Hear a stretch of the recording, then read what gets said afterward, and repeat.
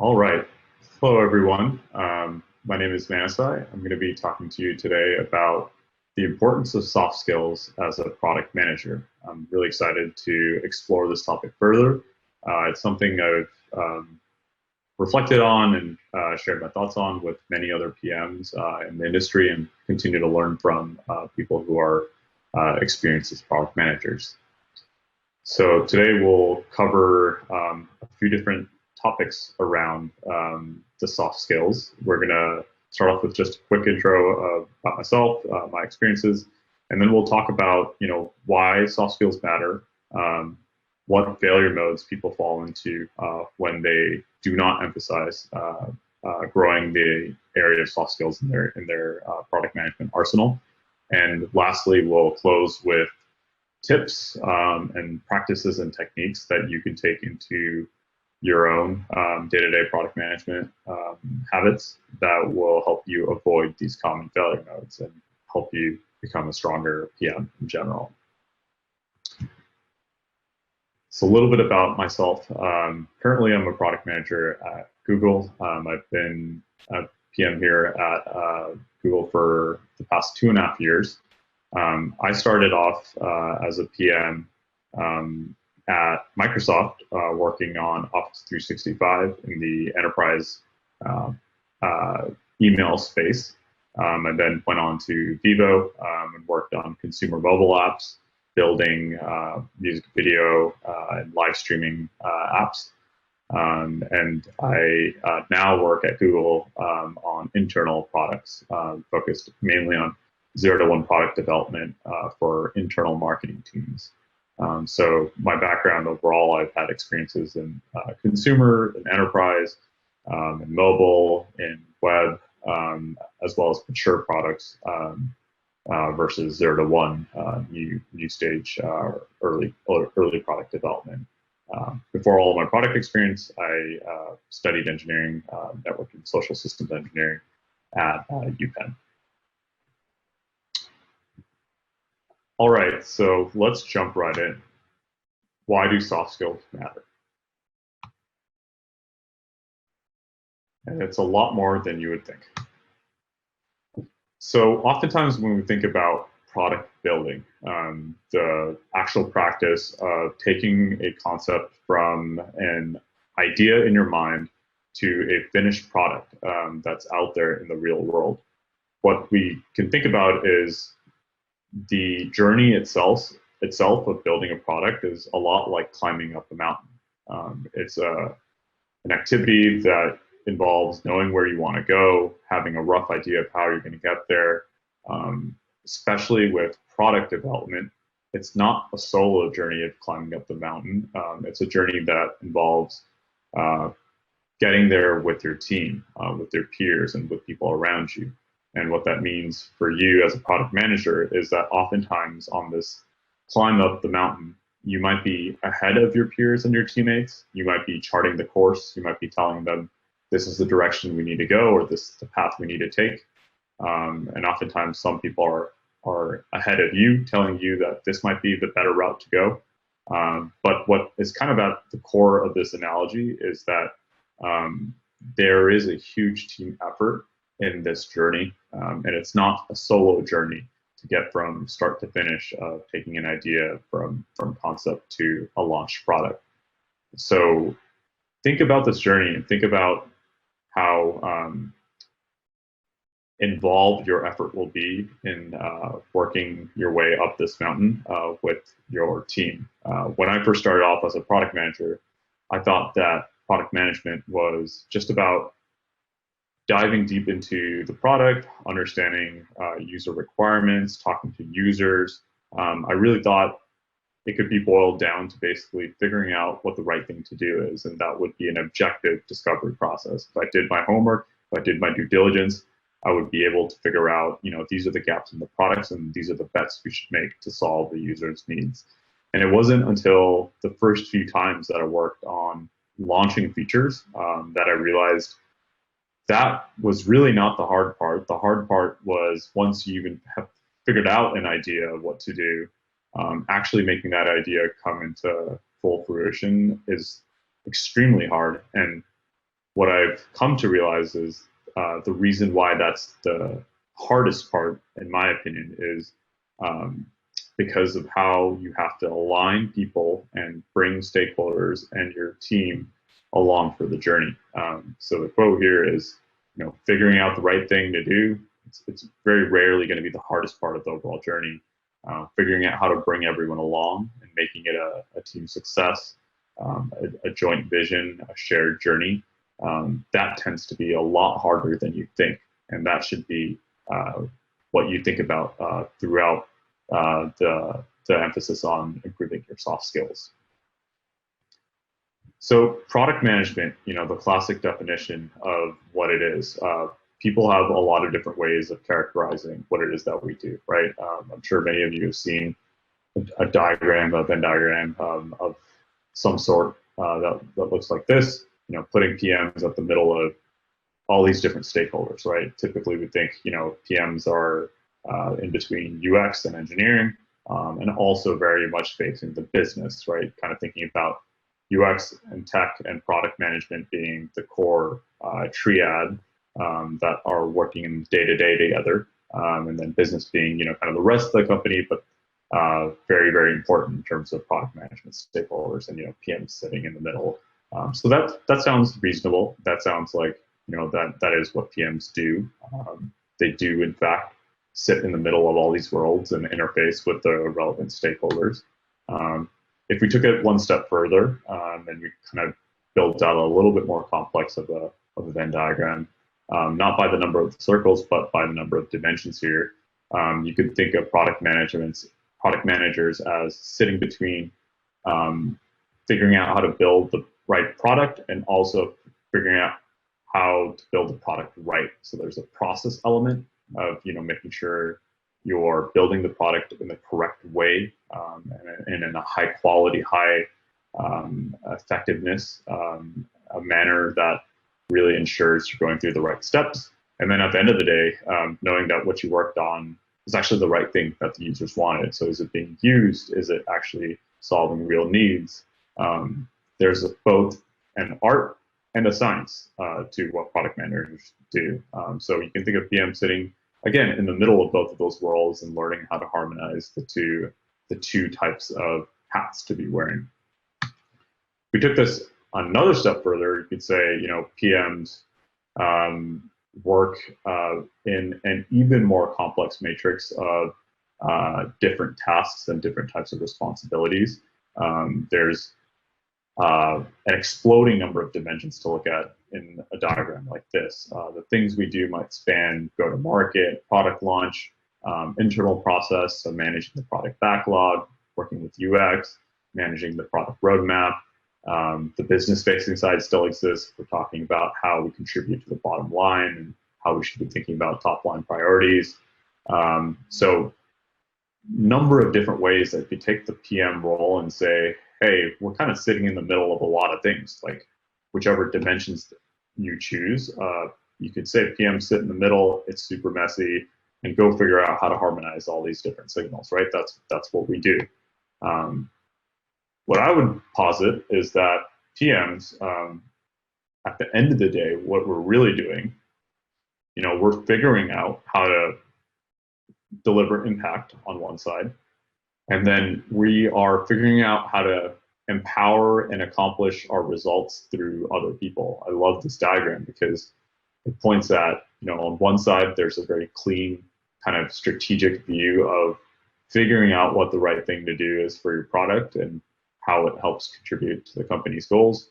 And on the right-hand side, we've got the mess of figuring out how to actually make it happen, which is by working with people. And working with people, no matter how smooth of a process or how strong a relationship builder you are, we know that working with people can get messy and is messy in general.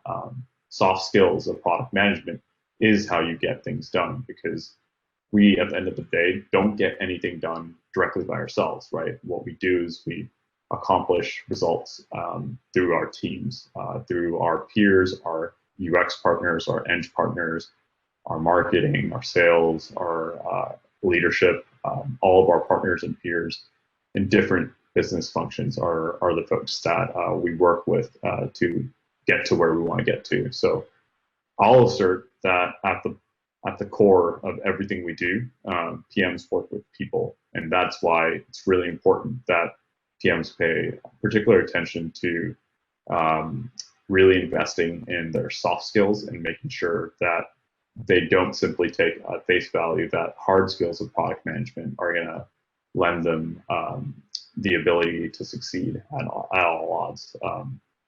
I think soft skills in this department matter tremendously, and the best PMs recognize that they need a blend of both of these worlds to figure out how to pave repeatable paths towards success.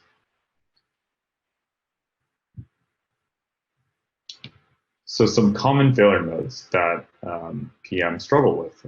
I'm certainly very guilty of a ton of these bad habits that over the years I've been working on improving from.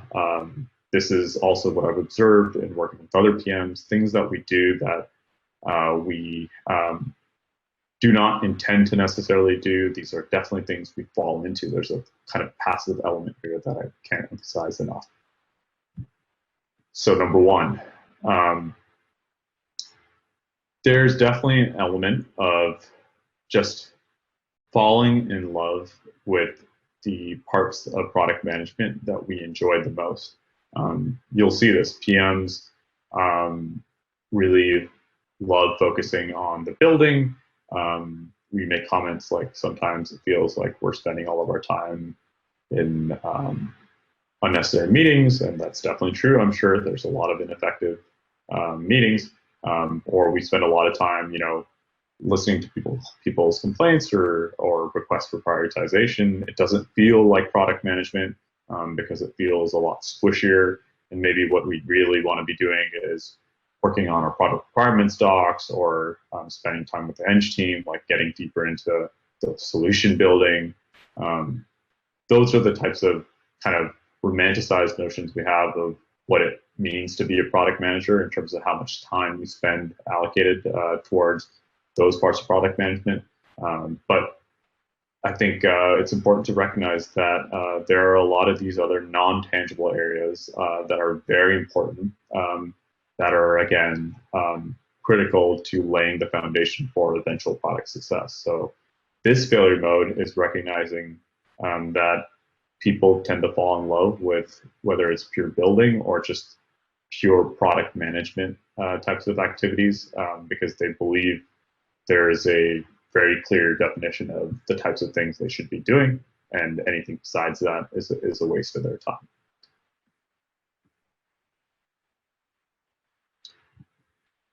So another failure mode to avoid and to be thinking about in terms of common failure modes people fall into is the failure mode that happens when you have not taken the time, energy, or cycles to invest in strong relationships that serve as the foundation for where you want to go. Earlier, we talked about product building being analogous to the journey of climbing up a mountain. So if you imagine that you started the journey of climbing up a mountain, but you haven't well socialized that the peak of the mountain is, X many miles away, or will take this many months to get there, or in fact that this is the peak we're trying to get to and not that peak. That's over in the distance, farther away from where we're headed. If you haven't taken the time up front to say that, this is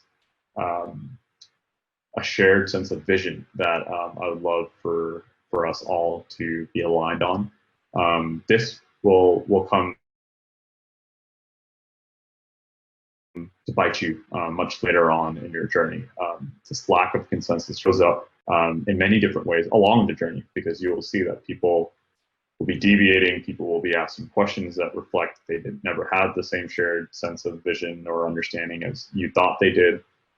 This tends to lead to all the messiness in terms of having to manage stakeholders along the way. And by no means this is something that you can consider as one and done. You invest upfront, and then along the journey, you don't have to invest anymore. This is something you have to keep at. You have to continually invest and nurture. But a classic failure mode that I've seen PMs fall into is just failing to recognize that this is an area of investment that they must allocate cycles towards. And without doing that, there's no way to achieve true product success. Very related to this is the notion also that sometimes PMs fall in love with playing the hero.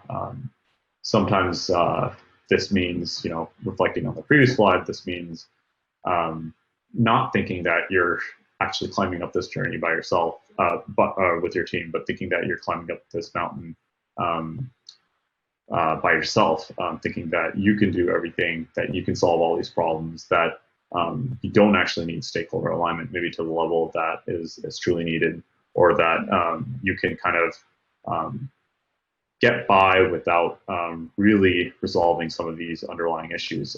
It leads to this failure mode of PMs taking on a tremendous amount and putting themselves in the critical path for doing everything.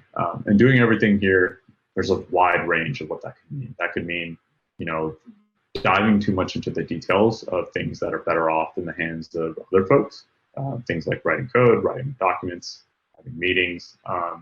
It could also mean thinking that as long as you have the idea of what you want to accomplish, that's sufficient, and you don't need to bring anyone else up to speed, or you don't need to convince other people as much. You might convince your management, you might convince your manager or the VP, and you have buy-in from an executive point of view, but you haven't convinced your eng team, you haven't convinced your UX team, or you haven't convinced your business stakeholders that are more at a peer level to you, because they're not actually blockers, but they might have some reservations, but you haven't invested the time in resolving that. So that's a very loaded failure mode. When a PM falls into this paradigm of hero mentality, thinking they can save the day, it adds tremendous stress to the way that a PM is going to be thinking about accomplishing their team's objectives, which is ultimately, I think, detrimental to a healthy way of thinking about teams hitting their objectives and unlocking the impact that they're after. So this is a very common failure mode, and you'll see this from PMs being busy, PMs being very, very much under the water all the time, just doing a lot and doing too often most of the time. So by no means are these failure modes exhaustive. I picked 3 to just think about types of failure modes, and they're all very interrelated. These are just different signs of how PMs end up in modes sometimes where the mindset that they have of what they should be spending their time doing is a little bit out of sync with the mindset of I should be doing a lot of different things, and one of those things is to be investing in also relationships and people that I work with, which is what we'll talk about next when we talk about how exactly you can avoid some of these common failure modes.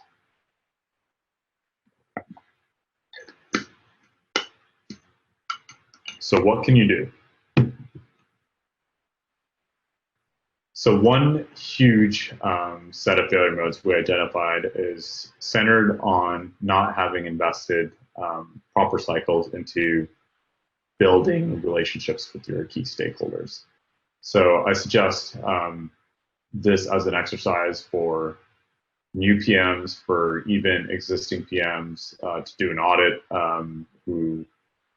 PMs who might be working on a product already for a few months or for a few years.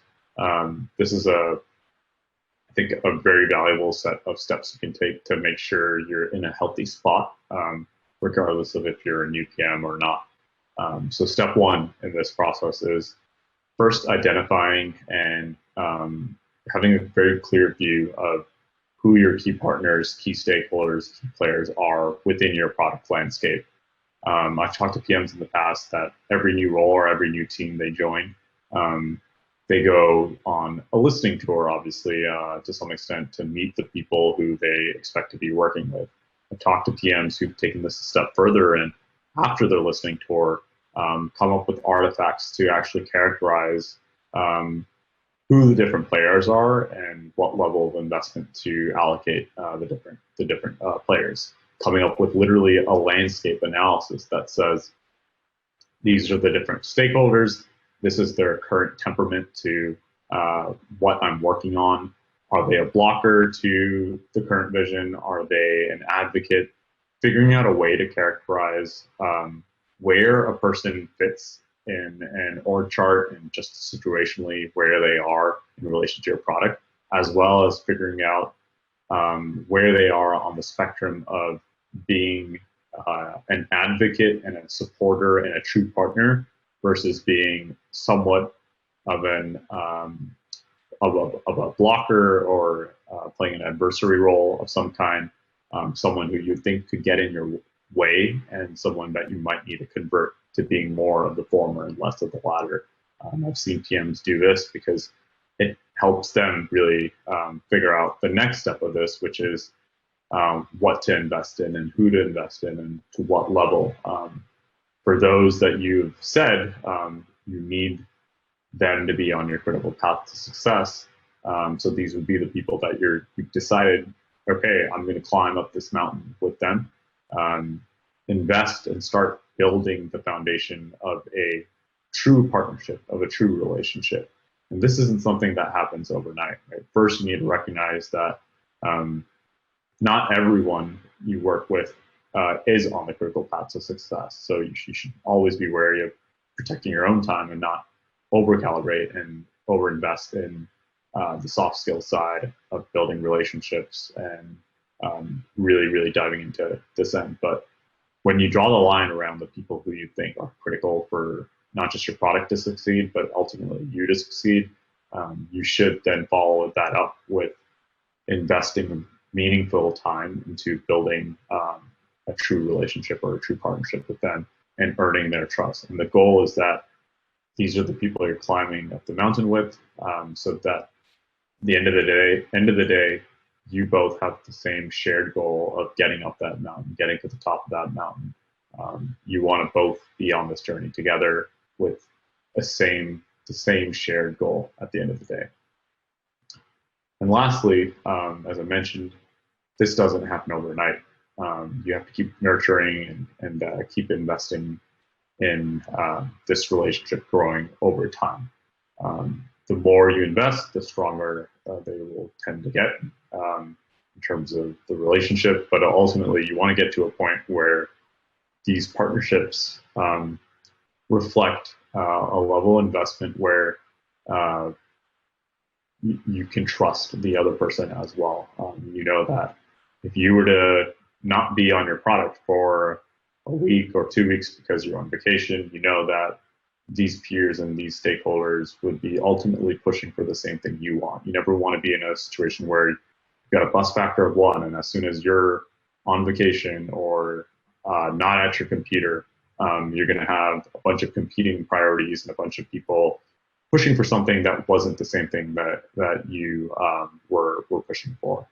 So you want to get this to a point where you've invested so much and nurtured these relationships so much that you know that these people have your back and you have theirs. And again, this isn't to say you need to be doing this for everyone, but this is all under the assumption that these are the people who are on your critical path to success. So you've decided, hey, it's worth my time. So this is a range of steps you could take in terms of avoiding the failure modes by really doubling down on your soft skills under the lens of stakeholder management and building strong relationships with your peers. There's definitely other things you can do as well. Just thinking about the soft skills more generally, I have some suggestions, which is to constantly be thinking and grounding your work in terms of your sense of purpose. I've seen really solid, very, very strong PMs who are able to, even in the context of everyday work, ground things in the context of why we're doing these things, who does it matter for, and why are we working on launching this feature, launching this product, what's the ultimate goal. And why that's really valuable to do as a PM is it really speaks to the value of motivating other people who you work with. You don't want to be the kind of PM who is just heads down, churning out PRDs and responding to emails and not actually rallying the team and motivating people to also be striving for the same thing that you are. You want to be this soft leader at the end of the day that really brings a sense of purpose every time they work with other people on the team. This is very vague at times in terms of what you can do tangibly, but think about generally how often you're trying to motivate people and what you could be doing to do that more often. Another big element of investing in your soft skills is to be a constant self-evaluator, to be thinking about what you've done well, what you haven't done well, to be seeking feedback. These are all ways to demonstrate self-awareness, to be conscious of how you come across in meetings, to be conscious of your tone, to be conscious of the way you have articulated your points and your vision. And again, there's a failure mode here of over-calibrating to this and crippling yourself because you are too concerned about the way you are perceived. So that is definitely something to keep in mind. But I think exceptional PMs also have demonstrated that this level of self-awareness, the right level, striking a balance here, is very powerful because it shows that you are someone that other people can also trust, can build a relationship with, can have a safe space around. It shows that you're willing to listen. It shows that you're willing to work with people. It really shows that you're a team player there and you're not just thinking with the tunnel vision of I'm out here to get what I want done. On the other end of this, for sure, you want to still have your own sense of conviction. You don't want to be randomized. You don't want to be swaying to whatever people are telling you to do and influencing you to do. I think you want to keep your North Star or your sense of moral compass intact in terms of the right things that you want to stick to. So no matter what, don't lose your sense of conviction in terms of why and what you want to accomplish, because ultimately that's going to be the only thing that allows you to overcome the challenges you'll face, right? I think that sense of conviction is contagious. It's something that other people will see and be, again, inspired by and be motivated by. So that's a very tangible way to, again, show that you have the level of soft skills or emotional awareness, emotional IQ to motivate other people. Lastly, you, of course, have to be motivated yourself. I think this goes without saying. Most PMs definitely hit this checkbox, but this isn't the kind of job where you can be expecting people to tell you what to do and to tell you exactly when it should be done. If you aren't self-motivated and proactive yourself, you won't last long in this world where there's plenty of things for you to be doing, but it's up to you to decide what the right things and the highest value things to do are. So definitely be thinking about what you can do to consistently stay motivated on your own. So to wrap up, I will leave you with the quote that I heard in one of my previous jobs that has stuck with me. At some point, building and launching products comes down to dates and people. Building and launching is a matter of working with dates and working with people. And first time I heard this, I didn't get it. The first time I heard this, I really didn't understand the relationship between dates and people in this context. And I thought about this quote a lot, and I think I walked away with an interpretation that now sits with me a little bit more easily, which is that in this world of building software, of building hardware products, there will always be technical challenges. There will always be complex problems for us to solve. We're all in this work because we like solving those problems, and typically we'll figure out a path forward, whether it's solving that problem at the end of the day or saying that's the wrong problem to solve, or there's another problem, or the problem itself can't be solved. We find a way forward.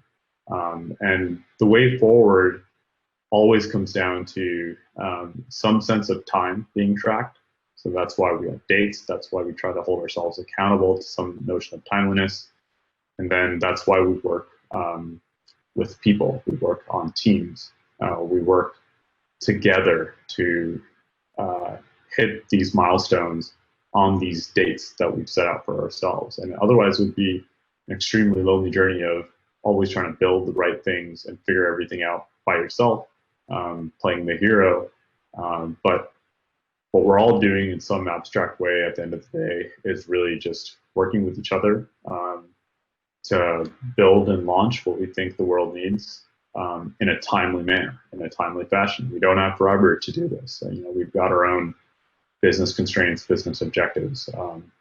But it's really important when you think about, in the most abstract way, the role of a PM is to be somehow finding a way to thread the needle, kind of figure out the path forward with all these constraints and caveats, end resource limitations, time resource limitations, visibility of customer needs limitations. There's a number of things that make this challenging. But if you can see that at the end of the day, what you're doing is you're working with people, you're empowering other people to accomplish things that help move the entire team forward. I think that can be a really powerful realization, and hopefully that's one tangible thing you can take away from this talk, which is, at the end of the day, building comes down to working with people. And there's a lot we can do to really make that a great experience for all of us. So that's all. Thank you all for joining, and hope you enjoyed and learned a few things around why soft skills matter and how you can use these skills to improve your PM abilities. Thank you.